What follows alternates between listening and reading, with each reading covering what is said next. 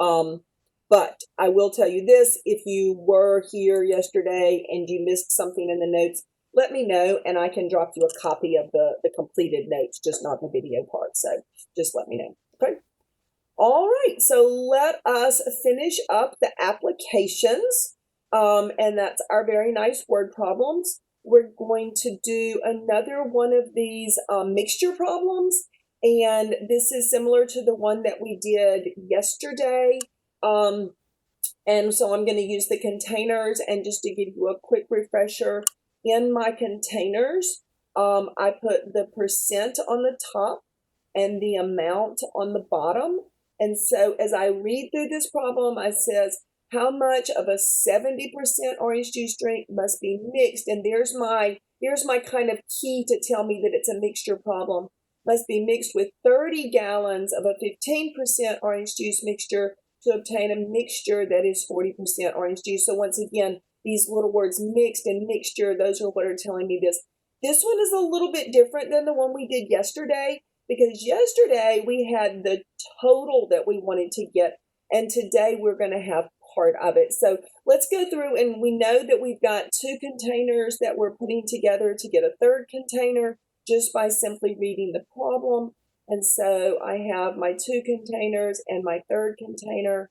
And so I know I've got three percentages. I've got a 70% mixture, a 15% mixture, and a 40% mixture. So I've got all of these three different percentages. Which one of these? So this is going to be my mixture container. This is going to be my final answer here. So which of my percents goes with my mixture? And you can either type it or you can answer it out loud for me. So 3%, one of them goes with the mixture.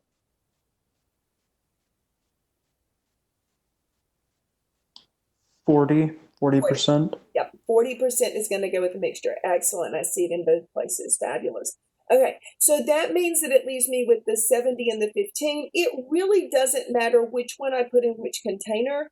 It's going to matter what amount I put with them, but it doesn't matter. And I just typically go with them in the order that I see them. So 70% is one of my solutions and 15% is my other solution. Now I'm going to go through and I'm going to read the problem. I have one amount in here. I have 1 gallon amount. So I think we had liters the other day. So how much of a 70% orange juice drink must be mixed with 30 gallons of the 15% juice drink? So what this is telling me, I see two things here. How much? How much is telling me what my variable is going to be. So this is going to be the X. And so the X is going to go with my 70%. The other thing I see up here is that I have 30 gallons of the 15%. And so the 30 is going to go here with the 15%. And so just like we talked yesterday about how I can put one container together with another container and get one new container, I'm taking this amount plus this amount to get my new amount here. So I have X plus 30 is my new amount. Okay. And so now I have everything filled in. Does anybody have any questions about where these different amounts and values and numbers came from? Okay, so if you remember, the equation is, when we write the equation, we take the top of the container times the bottom, and then the top times the bottom, and this is going to be equal to the top times the bottom. And guys, I know that sometimes when I say, if you've got questions and then I move on and you're like, wait, I was just about to ask a question, just stop me anyway, or type it in the chat and say, hey, I had a question, so go backwards. So I can. I think there's a lag sometimes, and sometimes I'm not really good at counting and waiting. So just jump in there and say, stop, please. So I know you can't throw things at me or make faces, but you can make faces on the chat or something. So, all right. So here is my equation, and this is where I'm going to get my final solution from. So I'm going to simplify this. So I have 70x plus 450 is equal to 40x plus 1200. I'm going to end up having to pull a calculator out here. I'm going to subtract 450 from both sides, and at the same time, I'm going to subtract 40x from both sides. So 40x and 40x. And this is going to give me 30x on this side and 750 on this side. And when I divide both sides by 30, I'm thinking I'm going to get 25. And that's relatively reasonable. Right? So, we good? Does that make sense? So 25 gallons of my 70% orange juice drink.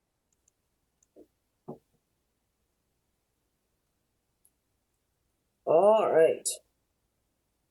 Yay, see, that was not so bad. You thought mixture problems were terrible, but they weren't.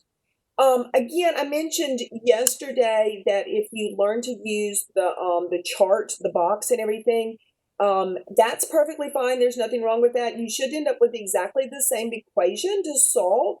But if that's one of those things that if you're like, I really, really, really like the box, or I really remember another way that I learned to do it in some other class, whether it's in high school or intermediate or something like that, feel free to drop me a message, an email, and say, hey, can we get online again and see a different way to do this? I am more than happy to try to show you multiple ways to do that.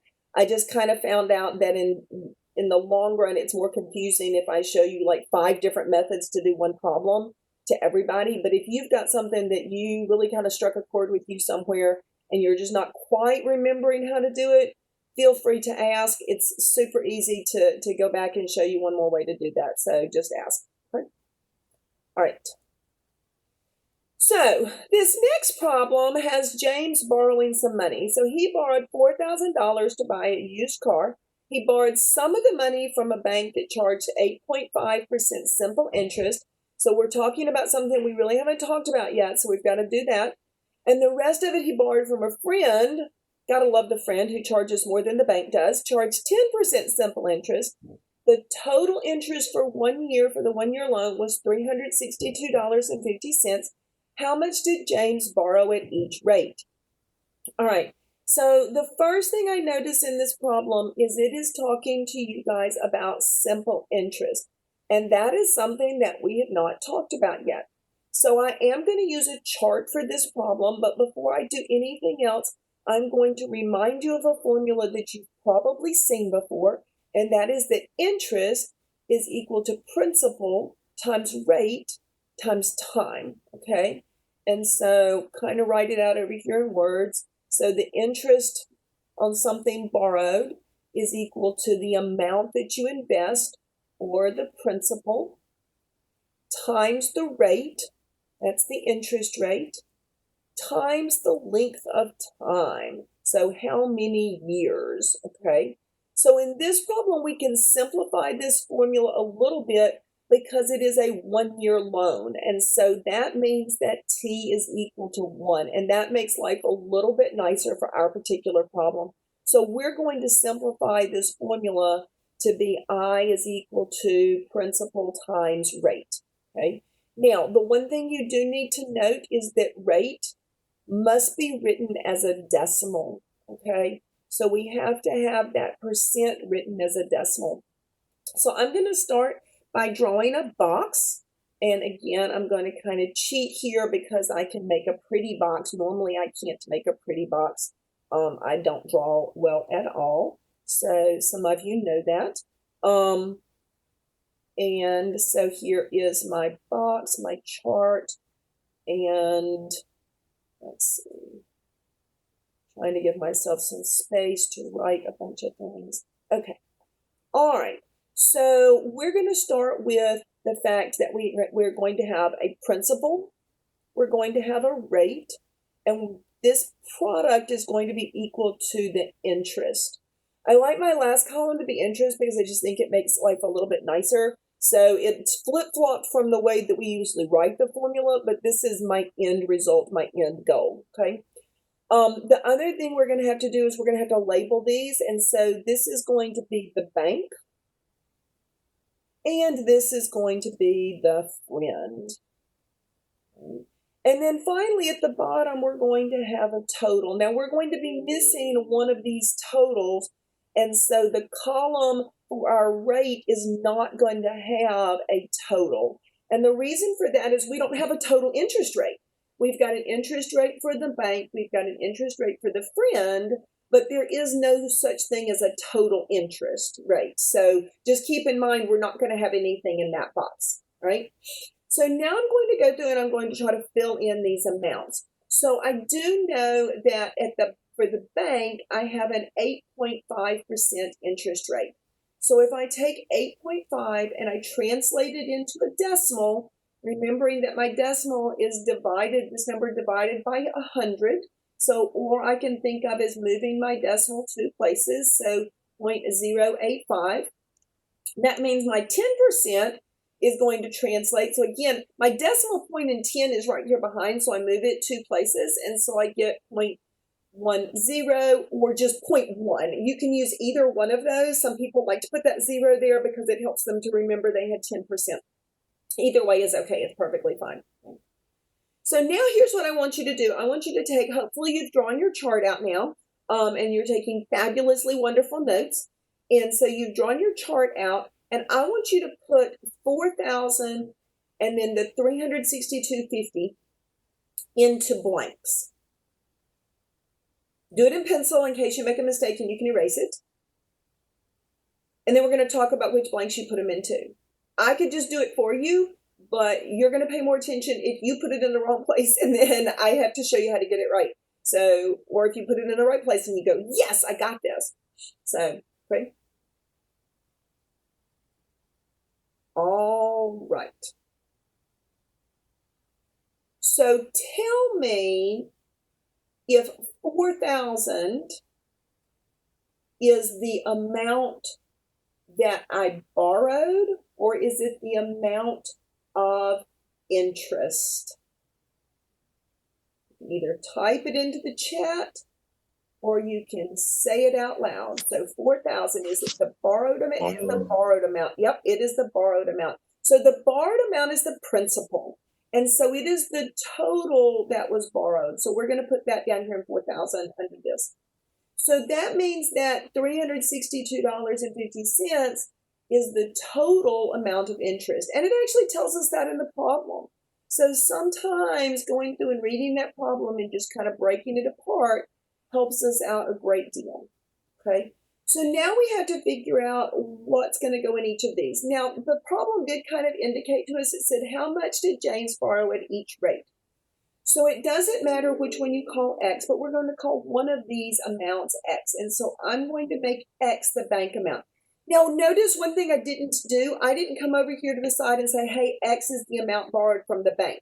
I just literally put it in my chart. I could do that. I could say X is the amount borrowed from the bank, so the amount from the bank.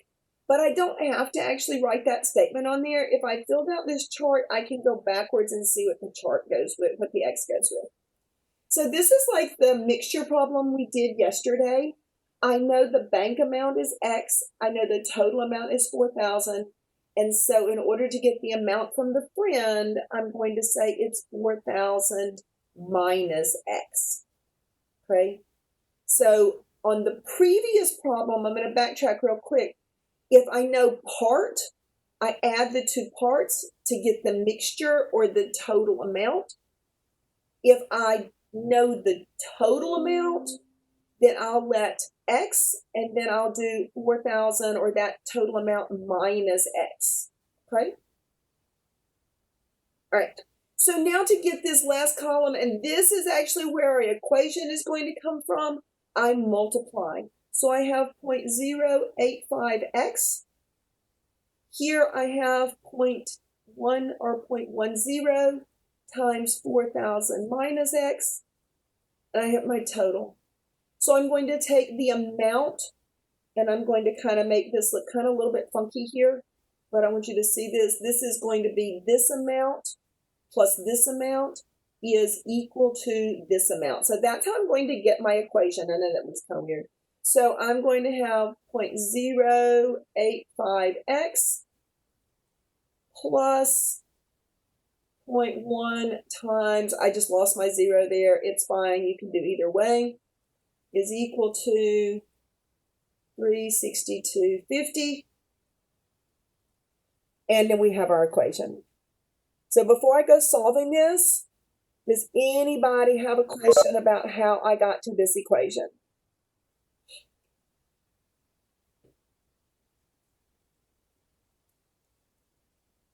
All right, so now we're going to go solve this. And here's where we have, this is why I don't like decimals. I keep telling you guys I prefer fractions, but I'm just not a decimal fan. I can multiply this one without my calculator. So that's going to be 400 minus 1/10 x is 362.50. Okay, now I'm going to warn you about this problem. In the mixture problems, we didn't want to have a negative amount that we were mixing together. Here we're talking about an amount that we borrowed, and I don't know about y'all, but I'm not going to borrow a negative amount from anybody. So I'm certainly not going to pay interest on borrowing less than $0. So if you get a negative value for x, then that means you probably made a mistake somewhere. Yeah, okay. So just kind of FYI. Also, if x is larger than 4,000, we have a problem here also, because you only borrowed $4,000. And so if one of those two amounts is more than 4,000, you made a mistake, okay? So just be really careful, kind of pay attention to those kind of questions. And so while I should be able to do this in my head, I think we've all established that it's too early in the morning. So when I collect these together, I have negative 0.15x, and that's going to be plus 400 is equal to 362.50. I warn you about that negative because this is usually where y'all make that mistake. So if I subtract 400 from both sides, this is going to give me a negative value. So what I'm going to end up with is negative 0.15x is equal to negative 37.5. Now when I divide both sides, because both sides are negative, and when I divide both sides by that negative, then I'm going to get a nice positive number, and I'm going to get 2,500. Okay. Questions? Have I finished my problem? And be careful if you answer no, because you have to tell me what else I have to do. Hint, hint. You have to put the 2,500 minus 4,000. Okay. Why would I want to do that, Justin? So you can see how much you have for the friend. Exactly, exactly. So $2,500 was borrowed from the bank. And then we're going to say 4,000 minus 2,500 gives me a total of 50. Sorry, my brain got ahead of my hand got ahead of my brain here. Let's try that again. Let's try 1,500 was borrowed from the friend, and that together gives me that total amount. So the reason I made this point here, so this is what was borrowed from the friend. Sometimes, like on the homework questions, it's probably going to say just this question: how much did James borrow at each rate? And that's fine. So you type in, and if you're really not paying attention, you type in 2,500 to one and 1,500 to the other, and it says, yeah, that's wrong. And you say, yeah, okay, I'll just flip-flop them and I'll put them in the different blanks. And it says, yes, you're right, and you don't pay attention. But on the quiz, one, you don't get but one shot at it. Two, it may only ask for one of those two pieces. So you need to know which one you found. You found X. X was the amount borrowed from the bank. You need to find the friend. Maybe it says how much was borrowed from the friend. Okay, it doesn't even ask how much was borrowed from the bank. The other answer will be there in multiple choice form. So just be really, really careful and make sure you realize, just like the problem solving principles we talked about yesterday, make sure you're answering the question that's there. Okay, so just be super careful with those. All right? Okay. Any questions about this problem?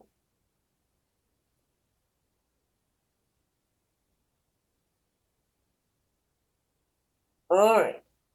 So this next one is a different kind of problem. Jake can paint the room or paint 2 rooms in 8 hours. If his friend Elwood helps, they can paint 2 rooms in 3 hours. How fast could Elwood paint 2 rooms by himself? Okay, if anybody knows who Jake and Elwood are, they are a famous pair, and you type it into the chat, then I will give you 1 extra point on the first quiz. The first person who can tell me who Jake and Elwood are. Nope.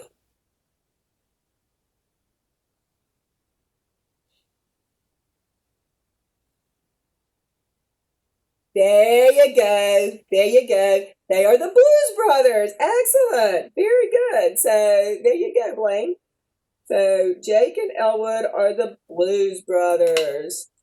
They were played by Dan Aykroyd and John Belushi. Okay, I know that makes me really old because I actually remember that, and Blaine, your parents probably made you watch that movie or something. So anyway, so if you're looking for great movies to watch, I don't think it's probably really a great movie, but that's okay. So we watched The Godfather the other day. I'd never seen The Godfather, and I thought, okay, this is a great time to do that. Folks, I'm sorry. Y'all may love The Godfather. I thought it was really, really, really boring. So anyway, it's all good. It's all good. So, oh yeah. I didn't think about that. Yeah, it's close, but not quite. But it's close. It's close enough that I didn't make that connection, but that's awesome. So anyway, but like I said, Godfather, no, I'm sorry. I was not entertained, but it's all right. So I know it won all kinds of Academy Awards. So anyway, okay, so back to Jake and Elwood here. So Jake can paint the room. Elwood comes in and helps him. They paint it faster, but how fast did Elwood paint him by himself? I need to tell you a couple of things about this problem. 1, the number of rooms they paint is totally irrelevant. Okay, so if you see a problem and it says Bob and Sally build a fence, or Bob and Sally paint 5 rooms, we don't care what they're doing. It's a job, okay? And as long as they are all doing the same job, that's all that matters. And you're not going to have any problems where they're not doing the same job. What we're concerned about is the time. Now, the problem is, and I'm going to give you a little bit of background so that you get an idea of why we're doing this.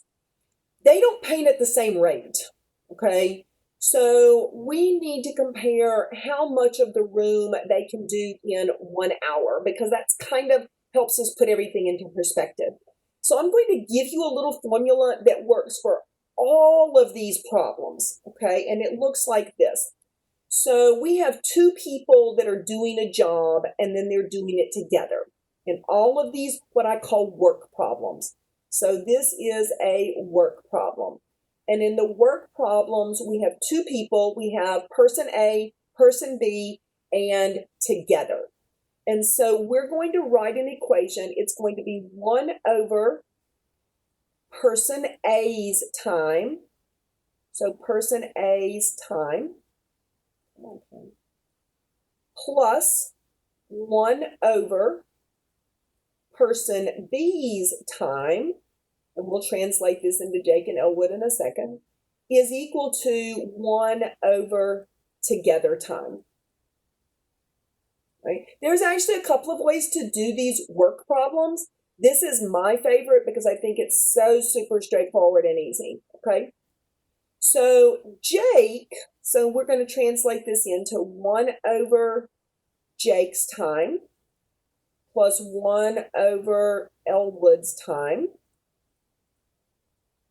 is equal to, that's not a plus sign, that's an equal to, is equal to 1 over together time. Okay?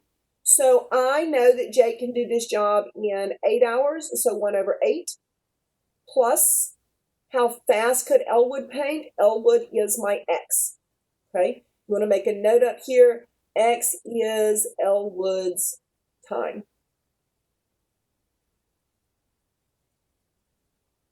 Okay? And then together it's 1/3.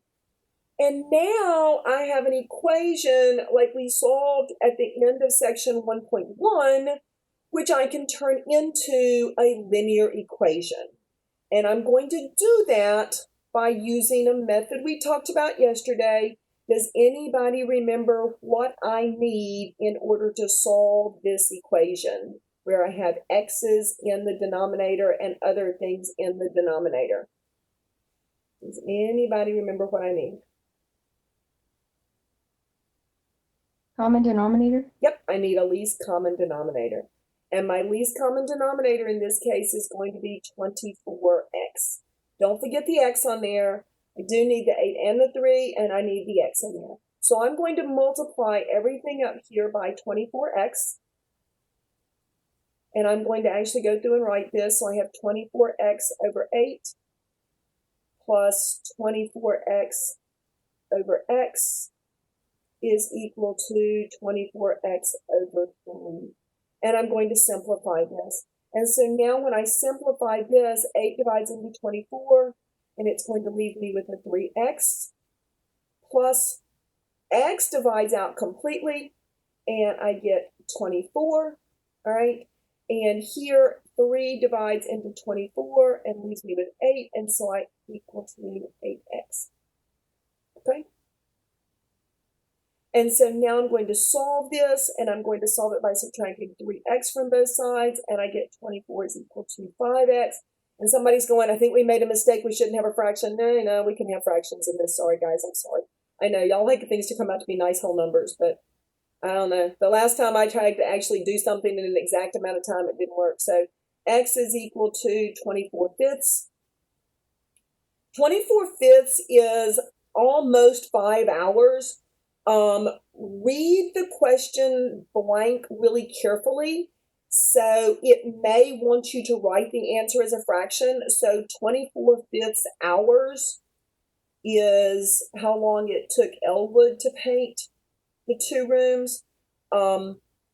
If it asks for a decimal, then you can divide that out and get a decimal.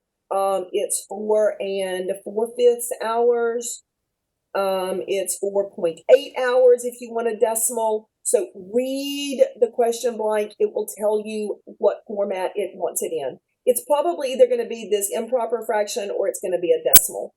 The other thing I do need to make sure you realize on these is the individual time should not be less than the time together, okay? Unless somebody is just like doing some really strange things when they're working together and one of them's really not working. So if you think about this in reality, it should take each of them individually longer than it takes the 2 of them together, okay? So Elwood is obviously faster than Jake is by themselves, but together they should be quicker. Okay? All right, questions. I think this is the last of our application problems, so we get to move into something more fun. Kind of, sort of. All right. Yes. I have a question about What's that? last. Why did you multiply the 24x by all of them instead of just the first 2? So anytime I'm solving an equation, I have to make sure that I multiply absolutely everything in that equation. I'm trying to get rid of my denominators, but if I only did it to one side, my equation would no longer be balanced. So I would be changing the left-hand side and not the right-hand side. So if I'm using this technique of multiplying through by that least common denominator, I have to make sure I multiply everything on both sides in order for my equation to stay equal to each other. Does that kind of make sense? Yes, ma'am. Okay, perfect. That's a really good question. All right. So let's talk about complex numbers. So complex numbers are really another way to say we have some imaginary stuff going on here. Not pretend, it's imaginary. Several semesters ago, I was like, I would really like to know who uses this. And so I ran around asking all these people, do you use imaginary numbers? Do you use imaginary numbers? Do you use imaginary numbers? And nobody could tell me where they used imaginary numbers until I ran into the electrical engineers. And they're like, yeah, what do you think electricity is? And I was like, I don't know. And they said, well, it involves imaginary numbers. And I was like, oh, okay. So that's why we have imaginary numbers. Not really. Well, it really is. They do use them. But anyway, imaginary numbers are amazing and they're pretend but they're real all at the same time. It's a little scary there. So we're going to talk not extensively about imaginary numbers, but enough so that you understand kind of how to work with them. The big thing that I need you to understand is that, like, when we talk about square roots, and I mentioned this when we were simplifying and evaluating square roots at the beginning, you can't take the square root, for example, of negative 25. Okay, if you don't believe me, put it in your calculator, all right? The square root of negative 25 is not a real number. But if I have the square root of negative 25 and I could factor this out, so let's look at this real quick. If I have the square root of negative 25 and we know we can break apart pieces of square roots, if I could break this apart into the square root of negative 1 times the square root of 25, I know what the square root of 25 is. That's 5. That's super easy. Now what I do with the square root of negative 1. Well, the square root of negative 1 is a term all by itself, and it is called the imaginary unit. I know, a little strange there. And we call it I, right? So basically what this means is it's not a real number. So the square root of negative 25 is not a real number. So if I wanted to simplify the square root of negative 25, the square root of 25 is 5, the square root of negative 1 is I. So the square root of negative 25 is 5i. So I know that's a little weird, but we're good. What I do need you to take away from this is a couple of big things. I is what we call a cyclic value. So it runs in a cycle. So it repeats. So it can be repetitive is basically what's happening. And so the 4 i's that you need to know that if you have the square root of a negative 1, you can rewrite that as I, okay? If you have I squared in a problem, if I square that, I get what's underneath, and that's actually negative 1. So you need to know that if you see the square root of negative 1 in a problem, that's the same thing as just I. If you're working a problem and you see I squared in that problem, that's the same thing as negative 1. If you see an I cubed in a problem, you can change that I cubed into a negative I. And if by chance you see an I to the 4th in a problem, you can replace I to the 4th with positive 1. And the reason is because I to the 4th is I squared times I squared. Negative 1 times negative 1, that's going to be 1. So what I want you to look at right here, and I'm going to show you how to do this in a minute. Like I said, these are the 4 biggies, okay? And the reason is I to the 5th is the same thing as I. I to the 6th is the same thing as I squared. I to the 7th is the same thing as I cubed. And I to the 8th is the same thing as 1. And I could keep doing this forever. I know that doesn't sound like fun, but you could, okay? So what we're going to talk about is how to take each of these larger ones and figure out what they are similar to. So if you notice, I can divide 4 into 5, and I get 1 left over. If I divide 4 into 6, just do the arithmetic here, it goes 1 time with a remainder of 2. And that's where this 2 comes from. If I divide 4 into 7, it goes 1 time with a remainder of, with a remainder of 3. And that's where this 3 comes from. If I divide 4 into 8, it goes 2 times with the remainder of 0. And so notice that I have 2 4s. That remainder of 0 means it's acting like I to the 4th. Okay? So we're going to use this concept. Backtrack real quick here. I should have done this one. 4 divides into 5 one time, remainder of 1, and that's where this I to the first comes from here. Okay? So remainders, when we divide by 4, tell us what power of I the number acts like. All right, I know that's a little bit weird, but I think you got this. My 2 big ones are going to be this one and this one. Those are, to me, the most important ones, and you'll see why in just a minute. So let's just talk about a little bit of manipulation here, okay? We're going to start with this I to the 17th power. So we're going to take 17 and we're going to divide it by 4, right? All based on the fact from the previous page that I to the 4th becomes the real number 1, all right? So 4 divides into 17 4 times, and I have a remainder of 1. So that means that I to the 17th acts like I to the 1st. And I to the 1st, we're going to simply write as just I. Now, I'm not going to write it as the square root of -1 right now because this particular problem says write each of these as either I, -1, -I, or +1. Okay? So I to the 17th acts just like I to the 1st. Does that make sense? Maybe it doesn't make sense, but can you do it? It's one of those math things. You can be very friendly. Don't think too hard on this one. Okay? All right. So let's look at this next one. So the first thing I'm going to do is I'm going to actually multiply these 2 guys together, and this is going to give me I to the 14th. Because remember, when I multiply like bases, I add the exponents. And so now I need to figure out what I to the 14th acts like.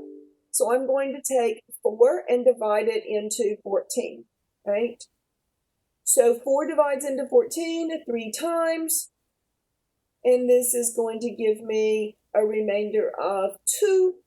And so that means that I to the 14th is going to act like I squared. I, -1, -I are 1. This one, remember, is I squared. This one is I to the 4th.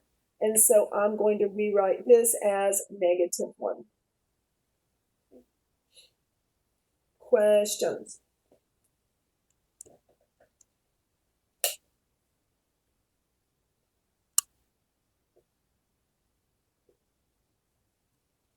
All right. This next one is the hardest one, and that has to do with this negative exponent.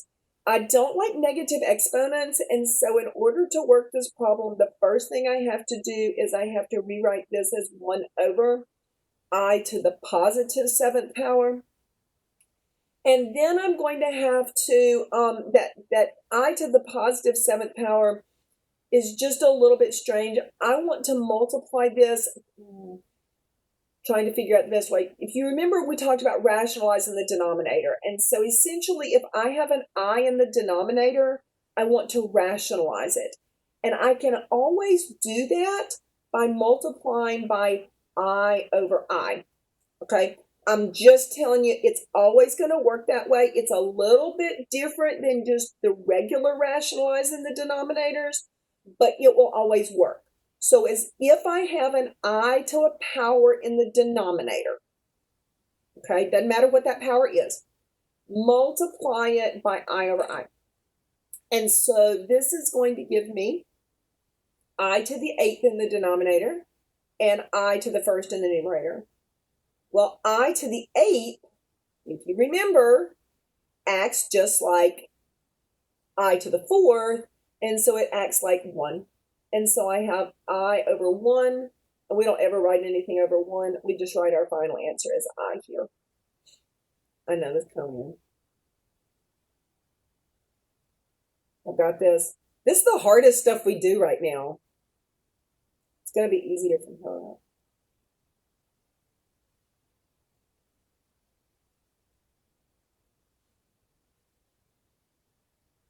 Okay. So, wordy part here, this is the part having to do with the complex numbers. Complex numbers are, well, we usually work in the real world, but a complex number is where we kind of put everything together. It's the real part together with the imaginary part, and it makes up a whole new universe called the complex numbers. And so we typically write complex numbers with a real part and an imaginary part if we have both of those. Sometimes we just have a real part. Sometimes we just have an imaginary part. Sometimes you might, if you've ever seen complex numbers before, if you took trig in high school, you might have seen some complex numbers. Sometimes Z is used to denote those. We have X, Y, and Z. So Z is kind of that extra piece out there. We're not going to use that, but you might have seen it before. Okay.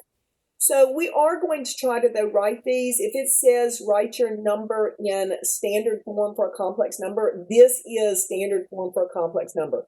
It's the real part and then plus or minus the imaginary part. Imaginary part goes with the I here. Okay, so we're going to use this. We're going to treat these just like they were X's. So we're going to add and subtract and do all kinds of fun things to them. So what we do in this case is we can only collect together the like parts. So my real part is 5 and my real part is -9. So 5 plus -9 is -4. And then my imaginary parts are -3i plus 7i, and that's going to be a +4i. And that, folks, is the final answer. That's all you got to do. That's it. That's why I said that last stuff was the hard part. This is just like working with X's.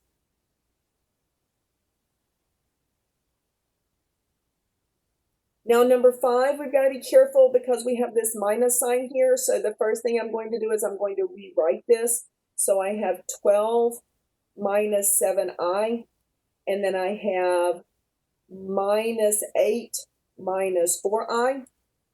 Okay. And so now I'm going to go back and I have my 2 real parts. And so 12 minus 8 is going to be 4. And my 2 imaginary parts, -7i minus 4i, is going to be -11i. And that's it. Questions, questions, questions. Why did you change the positive sign to a negative? I mean, a minus sign. So I'm subtracting this, and if you remember the rule for subtraction, it says that we add the opposite of the next numbers. So, or you can think of it as there's a -1 in front of this, and I'm distributing that negative sign to both pieces. So it goes to the +8, and then it comes over here to the +4i, and it changes both of those signs. And are you going to do that every time you see it? Every time you have a negative in front of a parentheses, yes. Okay. Yeah. Notice on the first one up there, I did not. So notice here on this one, I just literally did 5 plus -9. Okay, so I didn't change anything on this one because of the positive sign. But the subtraction sign means I have to change those signs.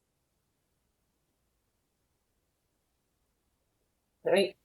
Now, on this number 6, just because you did ask me that, I'm going to do this where I'm going to rewrite this, and I want you to see that it doesn't change. So I have the square root of 3 plus 5i. So this is my real part, my imaginary part. And now plus, and since this is a plus, I'm not going to change anything. I have 4 square root of 3. And then I have minus 5i. But because, like I said, because this was a positive sign here, I'm adding these. I'm not changing these values. Okay, I'm not changing the signs. So now, though, when I collect together my real parts, I have a square root of 3 and 4 square root of 3. So I have a 5 square root of 3.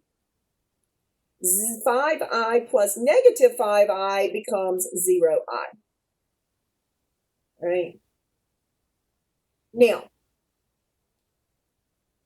Keaton, since you asked me that question earlier today about the flip-flopping of the things, I'm going to kind of precede this next statement by the fact that you should be able to answer this question by putting 5 square root of 3, and that be your final answer. With that said, you may have to put plus 0i on here, okay? So in the homework, if it truly wants that a plus bi, you may have to put the plus 0i.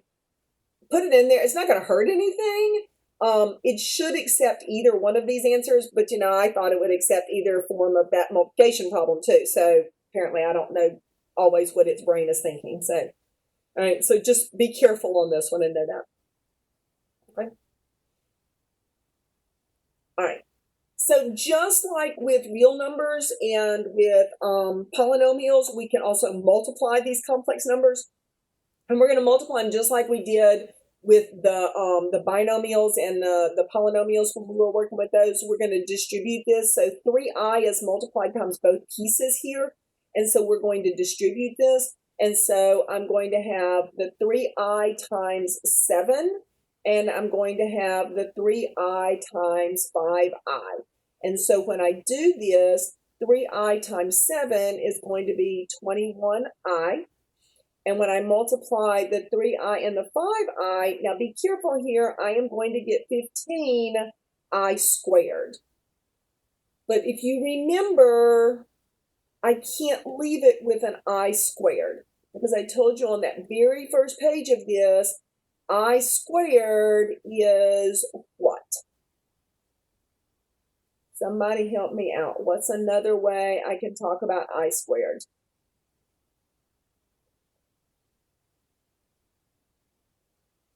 -1. Yep, it's -1, okay? So I'm going to replace that I squared with the -1, and that means that my final answer is going to be -15 plus 21i, and you do need to write it in this order, all right? We want our real part first, our imaginary part second. So it even tells you write it in the form of a plus bi. So just make sure that you move that real part, because it does become real with that that I squared, okay? So just be careful. All right, so for number 8, we're going to use FOIL. We're going to distribute this out and come up with some lovely numbers here. And so I'm going to start with my 2 times 6, and that's going to give me 12. And then I have 2 times 3i, and that's going to give me 6i. And then I have -i times 6, and that's going to be -6i. And then I'm going to have -i times 3i, and that's going to be negative because I have a positive and a negative. And then 3i squared, okay? Now, notice what happens here. My I terms cancel out, so I have 0 of those. So I have 12, all right? And then I have -3 times -1. And if you want to put that plus 0i on here, we can. There's, like I said, nothing wrong with that, okay? So this is going to become 12 plus 3, all right? And then we can keep our plus 0i. And I'm going to write my final answer as 15 or 15 plus 0i. Once again, either one of those should be acceptable. You just can't leave the I squared in there. So be really, really careful. If it's a multiple choice question and you see an I squared in one of the answers, cross it out, because it's not going to be an option. All right? You don't ever, ever, ever leave I squared in an answer. That's why I told you a while ago, we're going to change, anytime you see the square root of -1, we're going to turn it into an I. And anytime you see I squared, we're going to turn it into -1. Those are the two biggies. Okay. All right, this last one of these, we're going to square this, and I need you to remember that when I square something, when I square a binomial, this means that I have 5 minus 2i times 5 minus 2i. All right, I don't square the individual pieces, okay? So I'm going to FOIL this out. If you want to remember your special formula, that's fine. I'm just going to FOIL it out. So I have 5 times 5 is 5 squared. I have 5 times -2i is going to be -10i. I have -2i times 5 is again -10i. And then I'm going to have negative, and negative is going to be positive, and I'm going to have 4 and then an I squared, right? So now when I clean this up, I have 25. I have minus 20I, so I didn't get rid of my I terms, and I have plus 4 times negative 1, right? And so 25, and then basically 25 minus 4 is 21, and 21 minus 20I is my final answer. Questions?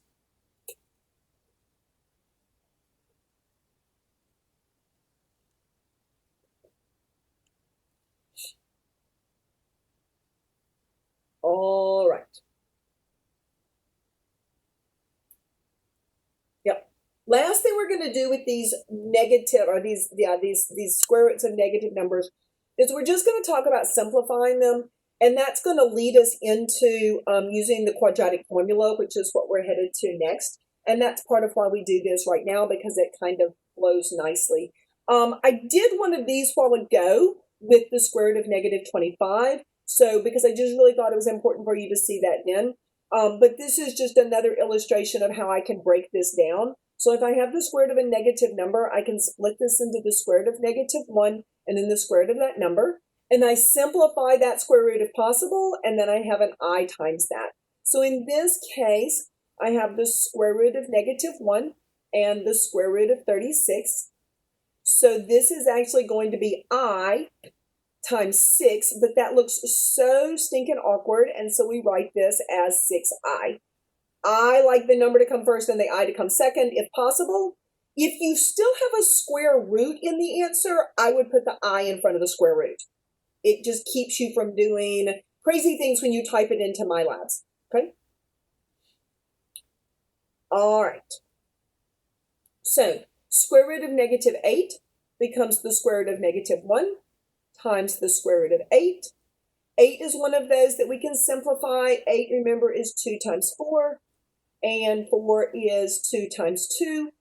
Just remembering how we simplified these the other day, I have 2 of these, and so this square root of 8 is going to become 2, and then I'm still stuck with the square root of the 2 that's inside here, so 2 times the square root of 2, and my little square root of negative 1 is going to be I. Now, I would never leave the answer like that. That looks incredibly awkward. So I would write the answer as 2I times the square root of 2, but I kind of wanted you to see where each piece came from here. And so this would be my final answer. This is okay. There's nothing wrong with that. It just looks a little weird. I like it like this better. Last problem. And you got this. I think you got this. So when I look at this one, the first thing I notice is that, oh, I could divide 2 into 4, but you can't. That's not allowed at this point. And the reason is, and we're going to talk more and more about this, is this 4 is attached to this square root with a plus sign. So that means I can't divide 2 out of the denominator into something that's added. I will be able to simplify this, but not like that. Okay, so here's what I need to do. The first thing is I need to simplify this square root of negative 20. So I'm going to come over here to the side, and I'm going to talk about the square root of negative 20. So the square root of negative 20 is the square root of negative 1 and the square root of 20. Okay, the square root of 20, we can take 20 and we can factor it into 2 times 10. And 10 factors into 2 times 5.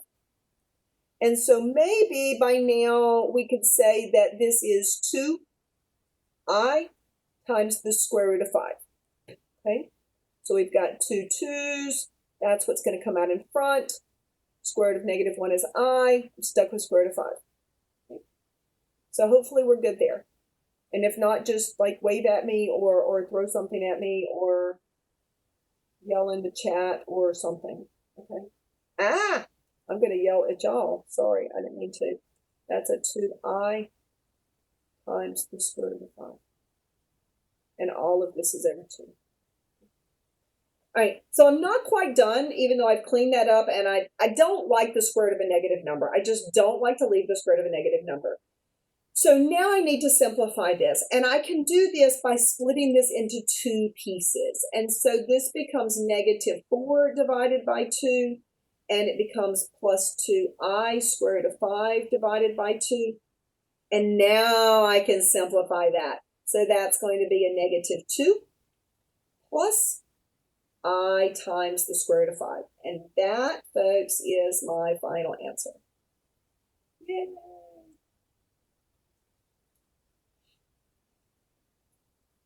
Questions? Because I'm going to leave imaginary numbers. Imaginary numbers. I'm going to put a whole bunch of stuff together. I love the next section.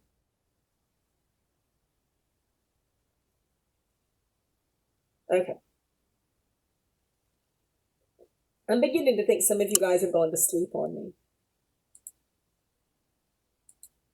I'm still here.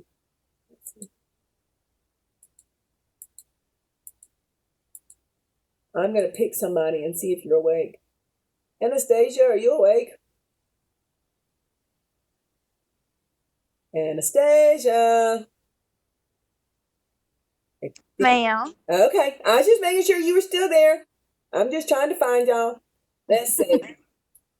Cody, you still with me? Yes, ma'am, I'm here. Okay, I'm just going to randomly pick people sometimes. I think sometimes I'll go to sleep. Okay, I know you're watching cat videos, right? Somewhere in the background, you're watching other things. I'm so entertaining though. So, okay. All right. Let's rock this. We got some quadratic equations. We have talked about solving linear equations, and those were so much fun. We even did applications with linear equations. We could do applications with quadratic equations, but we're not. So you can be happy. We're done with those application problems right now. So we are going to talk about solving quadratic equations, though. And I know it looks like there's a bunch of stuff here, but we're going to try to make it really nice for you. I'm going to try to make it really nice. So quadratic equations are equations which have an x squared in them. That's the big thing. The largest power of x is going to be an x squared. If the largest power of x is an x squared, it's called a quadratic equation. Quadratic equations typically have two solutions, right? That's kind of nice. That x to the second power, kind of what helps us there, okay?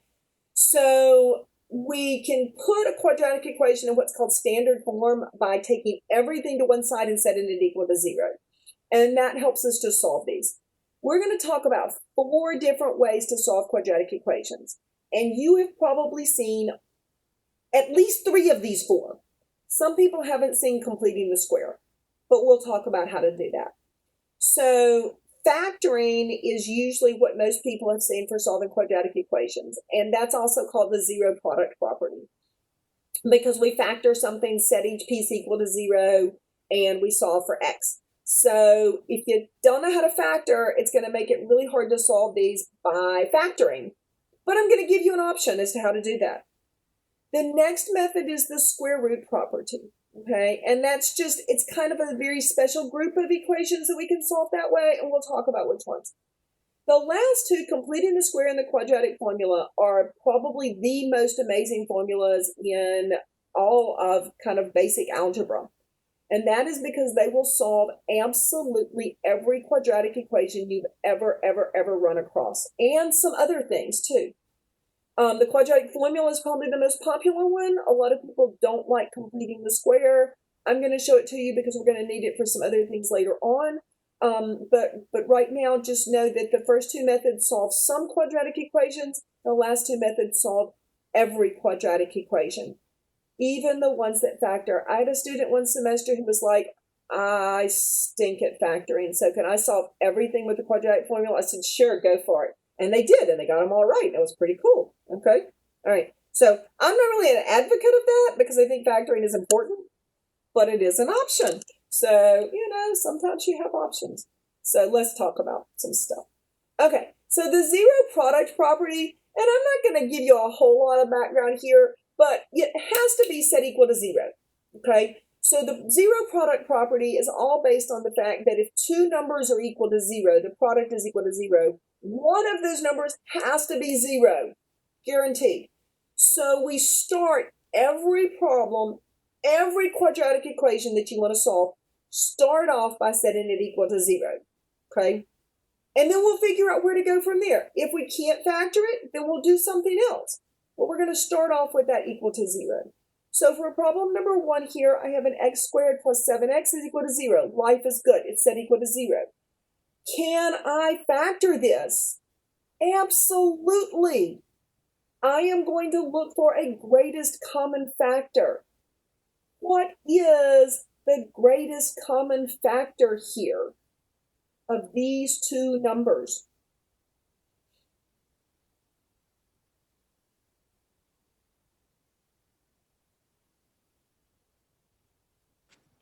X squared? Is x squared common to both of these? There is Oh, wait, no, just X. just the x. Perfect. Excellent. So I can take an x out of both of these and make sure that whatever is common has to be in all of your terms. So I just have two terms here. And so this is going to give me an x and an x plus 7. And so once I get it factored and set equal to 0, I take each of my factors and I set them equal to 0. I am not done with this problem until both parts say x equals a number. I'm done with the first part. I still have to subtract 7 from both sides. X is equal to negative 7. These are my two solutions. I should be able to plug them back in for x on the left-hand side and get 0. Word of warning. Positive 7 will be one of the wrong answers on a multiple choice problem, okay? It is imperative, super important, critical, whatever word you want to use, that you solve the equations. Do not stop here, okay? Get it to the point where you actually write on your physical paper x equals to a number, right? Huge, okay? I can't tell you about enough, all right? Number 2, I can factor this. This one does not have a greatest common factor, and it is 2 terms, and so, 3 terms, so I know it will factor into 2 binomials. And so this one will factor because the minus here and the plus here tells me I have 2 minus signs. 40 factors into 8 and 5, whose sum is 13. So then I take x minus 8 and set that equal to 0. I take x minus 5 and set that equal to 0. And I get x is equal to 5 and x is equal to 8. And those are my two solutions. Okay? The last one, the problem is that it's not equal to 0. And so the first thing I have to do is to move that 28. And so I have to set it equal to 0. X squared, 11x plus 28 is equal to 0. And so now I look to try to factor this. It will indeed factor. It is a very nice trinomial. See why you needed to have practiced factoring before you get to this assignment. X and x. Plus and plus, I have 4 and 7. That gives me 28, and when I add together, it gives me 11. My answers are not 4 and 7 because we're not done yet, so we have to take each factor, set it equal to 0. If we were in class, I would be screaming and hollering and up in your face, telling you to make sure that you finish the problem. Bad things happen when you do not. And those are my two answers. Right. Questions.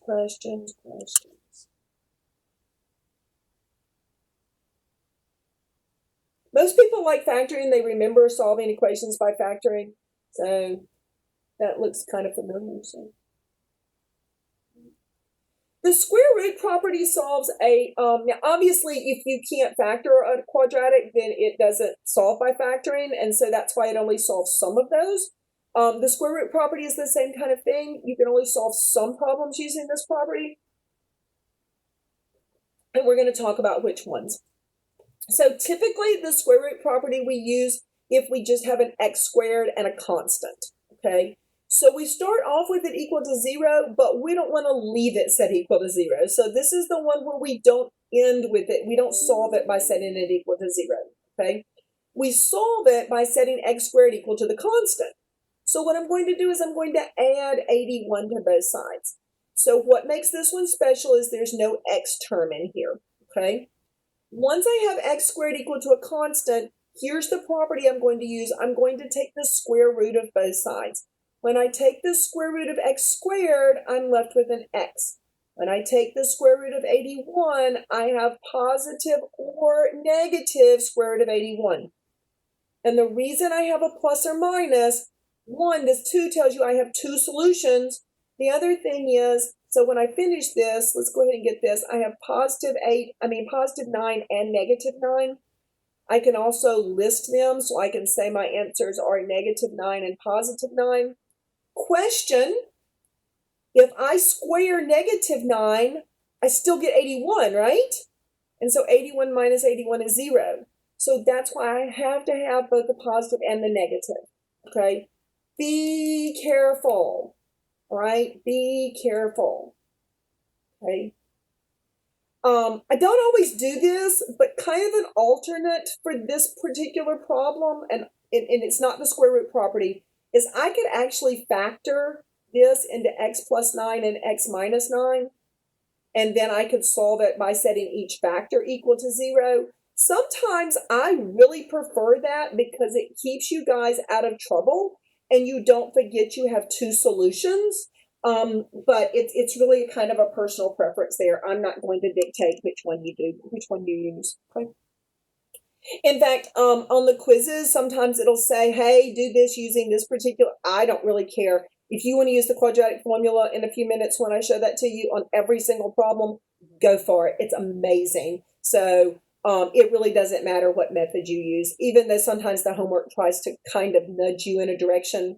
It's up to you. Okay.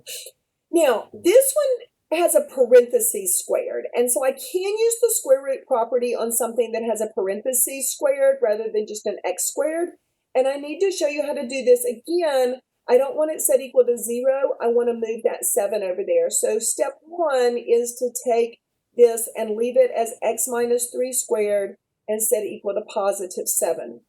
At this point, I'm going to take the square root of both sides, okay? And when I do that, it's going to leave me with this x minus 3, and I still get that plus or minus the square root of 7, all right?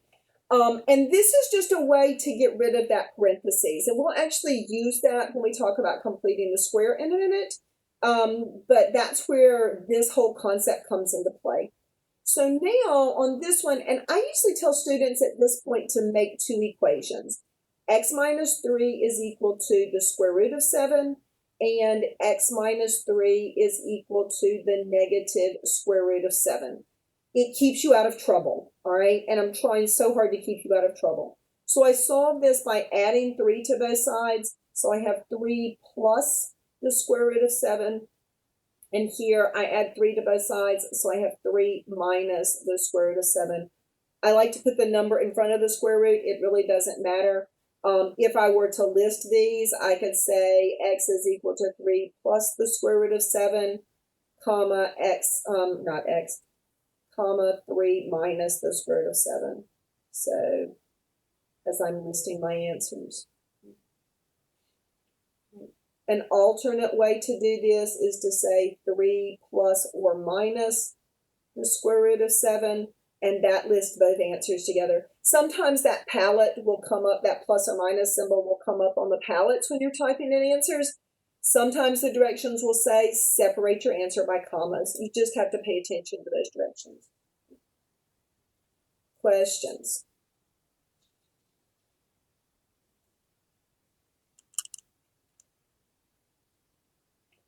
How many of you have used this before? Has anybody used this before? Just curious. I have. Yeah. Okay. Okay. So this next is not one of the properties. It just gets us to one of the methods for solving quadratic equations. And it has to do with creating perfect square trinomials. Those perfect square trinomials, we talked about factoring those the other day. And just real quickly, I'm going to remind you, if I had like x squared and then I had 2 xy plus y squared, this actually factors into x plus y quantity squared.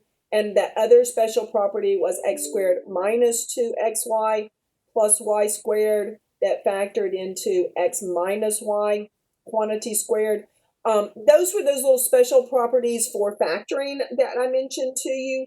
And that's really what I'm doing here is I'm creating something that I'm going to be able to factor, okay? And so in these problems, it just simply says what number must be added to the binomial to create a perfect square trinomial. So we just need to figure out what must be added. That's all I'm asking you to do in these problems, okay? So what happens is I need to have 2 times b. So 10, so we can kind of come over here to the side. 10, actually negative 10, is 2 times b. And so if I divide 2 into both sides, I find that b is negative 5. Well, if b is negative 5, what is b squared? Well, if b is negative 5 and I square both sides, b squared is 25. And so 25 is what I'm adding to my trinomial. That's it. Excellent. A couple other people have used this too. So, okay. That's all I got to do. Okay. So now my question for you is, what is b in problem number 7? Same kind of thing here. I don't want to know what I'm squaring. I want to know what b is in problem number 7. You can type it into the chat, or you can state it out loud.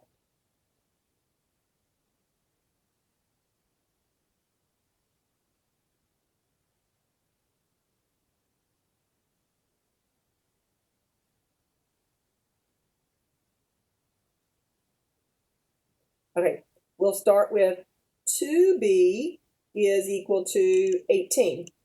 Now can anybody tell me what b is?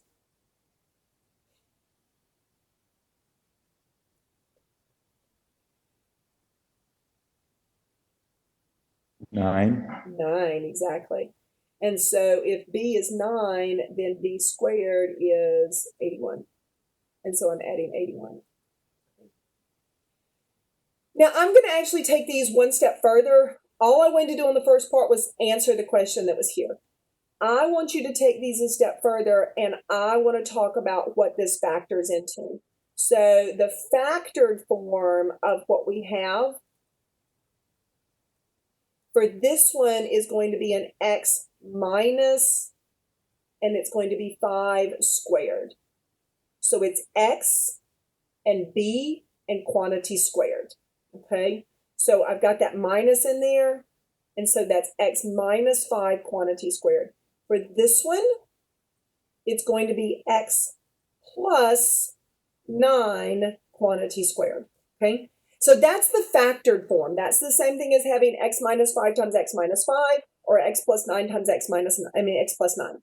Okay, so we're going to use that in just a second when we solve these quadratic equations by the method called completing the square. But in order to complete the square, we have to be able to create a perfect square. Okay, excellent. Yes, very good. I see answers popping up. Okay. All right. So this method called completing the square will solve every quadratic equation. X squared minus 14x minus 4 does not factor. I'm just going to tell you that right now. It does not factor. And so we have to have another method for solving this. I am going to also tell you the problem with completing the square. Completing the square is amazing. However, before you can complete the square, you have to make sure that it is a 1x squared. So that means that if I had like 3x squared plus 7x plus 1 is equal to 0, the first thing I would have to do is I would have to divide everything by 3. And that would give me 7/3 x, and 1/3 is equal to 0. And then what I'm going to do next is going to be gosh awful and horrible. All right. So I'm just telling you that. So if you feel you are more than, I know people who will solve every problem using the completing the square. I don't know why, but they do. So if you want to be one of those problems that one of these people, that's great. But it's messy if it's not a 1x squared. Okay. So I'm just going to erase this so that we don't get confused. But I'm just telling you that if it's not a 1x squared, you've got to make it a 1x squared, okay? But what I'm going to show you, all the ones I'm going to show you are going to have a 1x squared here. So that was just my disclaimer. So in order to solve by completing the square, it's a step-by-step process. So the first step in doing this is to move the constant to the other side, okay? So we're going to move the constant to the right. Okay, so step number 1 is I have x squared minus 14x is equal to 4. Okay. Step 2 is I'm going to create a perfect, that is not the way to spell perfect, sorry. Perfect square trinomial, which we did on the previous page. So for step number 2, I'm going to have x squared minus 14x equals 4. But I need to figure out what to add to the end here, okay? So somebody type into the chat, tell me, what am I going to add to the end here? Now remember, you've got to divide this by 2 and square it. So what number am I going to add to the end to create that perfect square trinomial?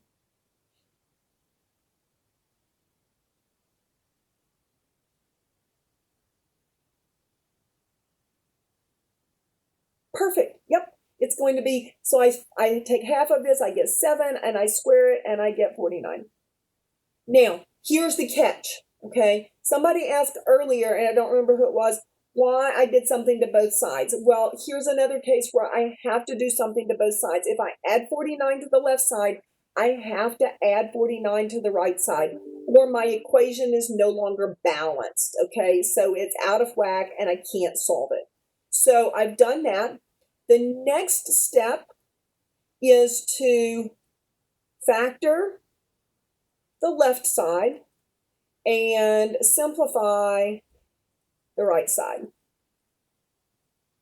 Okay, so to factor this side, this is going to be x minus 7 squared. So like I factored a while ago. And over here on the right-hand side, this is going to add together to give me 53. Okay.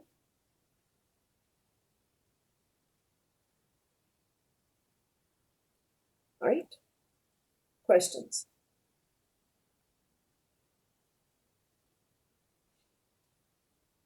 All right.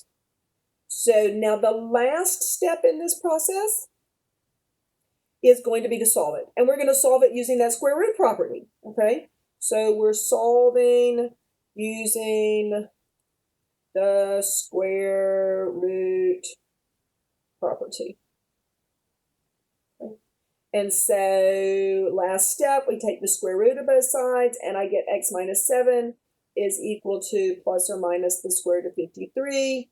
If that was a lovely number that I could take the square root of, I would, but it's not, so I can't. And so I'm going to set and solve 2 separate equations. X minus 7 is equal to the square root of 53, and x minus 7 is equal to the negative square root of 53. And so I get x is equal to 7 plus the square root of 53, and x is equal to 7 minus the square root of 53. And those are my 2 answers. Certainly couldn't have factored that. Okay? Questions, questions, questions.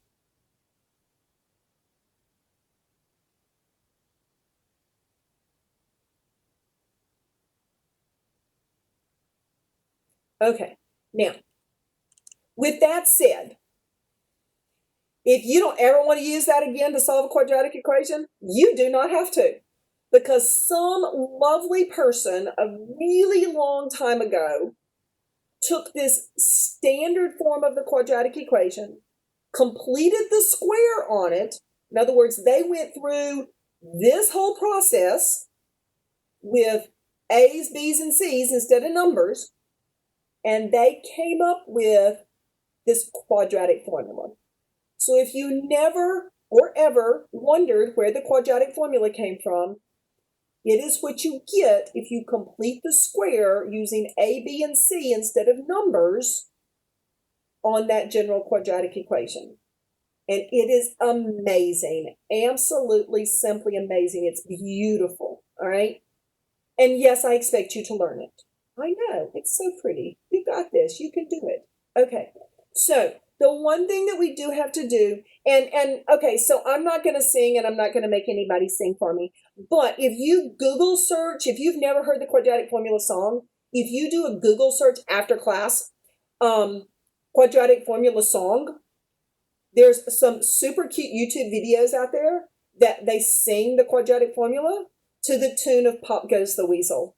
And if you've never heard it before and you've never learned the quadratic formula, I guarantee you will learn the quadratic formula. Okay, so for those of you who are like music majors, I truly, truly, truly apologize because the song's bad. But, and it'll stick with you forever. But you'll never forget the quadratic formula. So maybe y'all should get together and do a very lovely rendition of it, and like, you know, I don't know, we could make our own, or you could make your own. I'm not singing. You don't want me to sing, so, okay. But, so I know I have several music majors, so yeah. Y'all come up with a new quadratic formula song video, and that would be amazing. Okay, and I would give you credit every semester that I played it in class. That would be so much fun. All right, so we're going to use the quadratic formula. So what I need you to do first of all is make sure that it's equal to 0. If it's not set equal to 0, you gotta set it equal to 0. Absolutely have to, okay? Here is A. Here is B. And here is C. So A is 5, B is 3, C is -1. Don't lose the signs on it. And now we're going to solve this. So we're going to produce for you the magic formula. It says the opposite of B. So I'm going to have negative, and then I'm going to have 3, because it's the opposite of whatever B is, right? And then we're going to have plus or minus the square root of, and I'm going to have B squared, and so I'm going to pop that little 3 in there and square it, and then I'm going to have minus 4 times A, which is a value of 5 in this case, and C, which has a value of -1 in this case, and all of this is going to be over 2 times A. Oops. A. So 2 times 5. And that's it. And now we just have to clean it up. And since we've already cleaned up radicals, you got this. So that's beautiful, right? And so now we're going to have a solution, and we didn't even have to factor it. That's pretty cool. So I have -3 plus or minus the square root of 9. Negative and negative give me plus 20 all over 10. And so as I clean this up just a little bit more, I get x is equal to -3 plus or minus the square root of 29 all over 10. Or I could separate my answers by commas, and I would have -3 plus the square root of 29 over 10, comma, -3 minus the square root of 29 over 10. Sometimes the homework problems say separate your answers by commas, just means write it like this. Sometimes, like I said, that little plus or minus is in the template. Yay, quadratic formula. Solves all of them. Absolutely all of them. It's amazing. I love it. I think this math stuff is really cool. So I hope you think it's really cool. Okay, I know some of you don't think it's really cool. It's okay. You'll think it's really cool by the end of the semester. Maybe. All right, let's do a couple more. We got this. So, A is 3. B is -4. Watch out. And C is -1. Is that equal to 0? Life is good. So, X is equal to, I'm going to be quiet for a second, and I'm just going to write, and I'm going to let you write on yours, and then we're going to all look together and see if we have the same thing.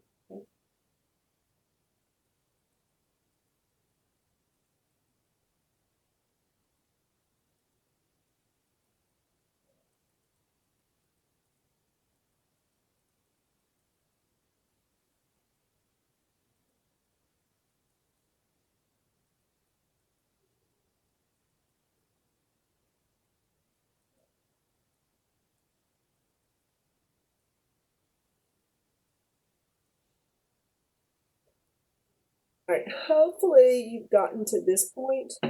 So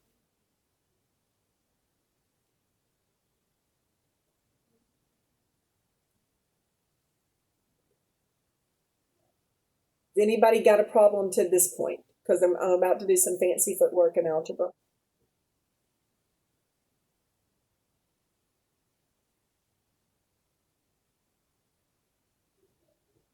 Okay, so at this point, don't simplify the 4 and the 6. Bad things are going to happen to you.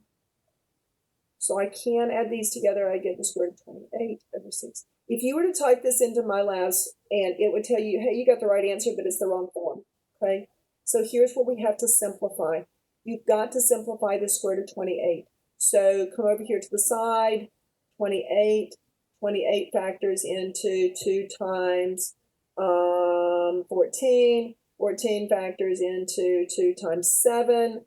So I can simplify that square root of 28 to be 2 times the square root of 7 all over 6. Here's where we've got to be careful. Bring that up just a little bit. That looks even worse. Okay. I can only divide into this 6 if I can divide both pieces. So one way to do this is to factor a 2 out of this. So I have 2 plus or minus the square root of 7 over 6. And that's going to become, now the 2 divides into the 6, and so I have 2 plus or minus the square root of 7 over 3. And so that is my final 2 answers. Okay. I can separate those out, or I can leave them alone. Question. That's kind of a big one to make sure you all know how to get from this answer to this answer.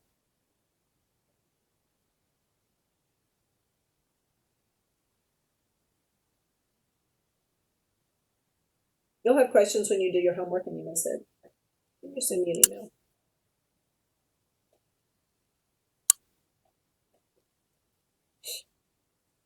We good?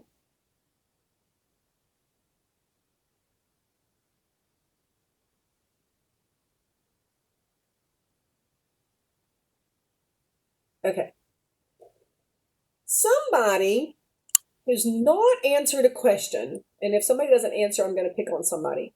Somebody who has not answered a question, tell me the first thing I need to do on number 11. Move the -1 to the other side. Exactly. All right. So the first thing I need to do is I need to add the 1 over here. So I have 5x squared minus 3x plus 1 is equal to 0. And now I can solve it. If I don't do that first, I'm going to have the wrong value for C, and I'm going to have the wrong final answer, okay? So A is 5, B is -3, and C is +1, right? So let's go about solving this. X is equal to the opposite of B, so negative B, plus or minus the square root of B squared, and so, well, I'll go ahead and write it in here, -3 squared minus 4 times A times C, all over 2 times A. Now this one's going to present us a little bit of a problem, not a problem, but a little bit of a trick. So this is going to be 3 plus or minus the square root of 9 minus 20 over 10. Here's what happens, and some of you have already figured this out. This is going to be the square root of negative 11 over 10. Now, some of the MyLabs Plus or My Math Lab questions are going to simply say, solve and find all of the real solutions, okay? If it says find the real solutions, then at this point we would say there are no real solutions. Plain and simple. Square root of a negative 11 is not real, okay? If it says find all solutions, then we actually need to take this and rewrite this as 3 plus or minus I times the square root of 11 over 10. So these are the solutions if it says find all solutions, and this is the answer if it says find the real solution. So if the problem says find the real solutions, then I would say no real solution. If it says find all solutions, okay, then I would say that x is equal to 3 plus I square root of 11 over 10 and 3 minus I square root of 11 over 10, okay? So just beware and be careful there, okay? Right. Questions? All right, we are almost done. Okay, last two problems. You can use whichever method you want to solve this. I am going to show you what happens when you solve this first one with the quadratic formula, but you could also solve it by factoring. But if you don't see that because of this 4x squared, sometimes that's a little daunting, and I want you to see what's happening here, okay? So the first thing I need to do is I recognize that A is 4, B is 4, and C is positive 1, okay? And so now I'm going to have x is equal to negative b plus or minus the square root of b squared minus 4 times a times c all over 2 times a. Oops, I was jumping ahead of myself. Sorry about that. Okay, 2 times a, right? So I have negative 4 plus or minus the square root of 16 minus 16. And here's where I get some strange things happening. So 16 minus 16 is 0. So I simply get negative 4 over 8. This problem only has one solution. It's actually called a double solution because I get two solutions which are both negative 1/2. If you solve this by factoring, it is a perfect square trinomial, and it actually factors into 2x plus 1 times 2x plus 1. So you get two solutions which are exactly the same. That's possible. There's absolutely nothing wrong with that. So if you got 0 underneath the radical sign, it's not a bad thing. It just means that I have two solutions which are exactly the same. Okay? Not a big deal. Okay? So don't be surprised if that happens, but you could also solve it by factoring. This last problem, we're going to solve by factoring. You could use the quadratic formula. If you use the quadratic formula, the value of c is 0. So just know that you could do that. I'm going to solve it by factoring and taking out a greatest common factor, which is the 3x. And so when I take out a 3x, my two factors are 3x is equal to 0 and x minus 4 is equal to 0. And so I get two solutions of 0 and positive 4. This one solves very nicely by factoring. This one's a little bit harder to solve by factoring. But again, it's really totally your choice on all of these. On the homework, if it tells you a method, you might want to think, why is it asking me to do that? But just know that you can use whichever method. If you click help me solve this or view an example, it's going to use the method it suggested that you use. But once again, I mean, if you can factor it and solve it, do so. If you want to use the quadratic formula, do that. It's really, really totally up to you. I'm not going to be super picky. I just want you to be able to solve these. Right? All right.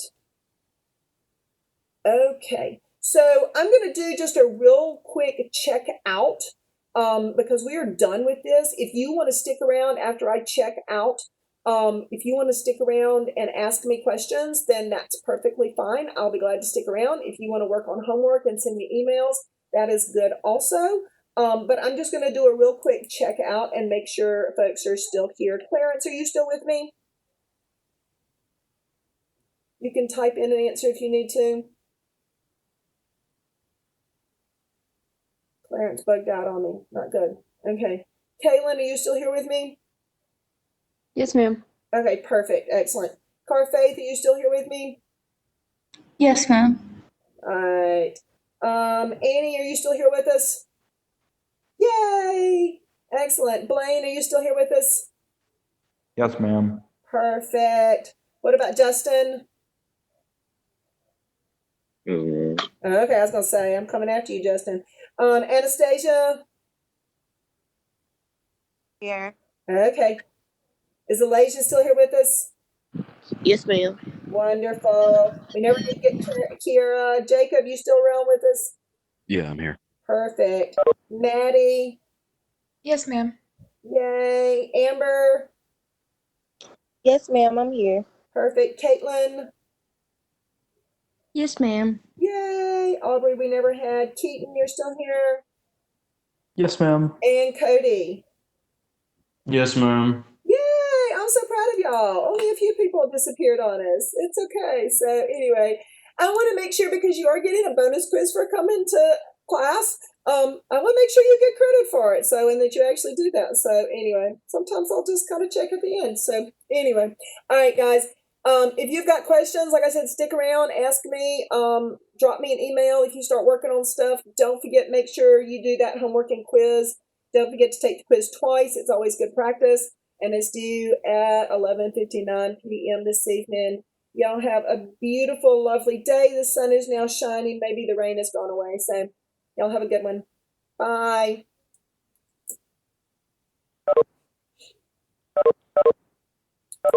I do have one.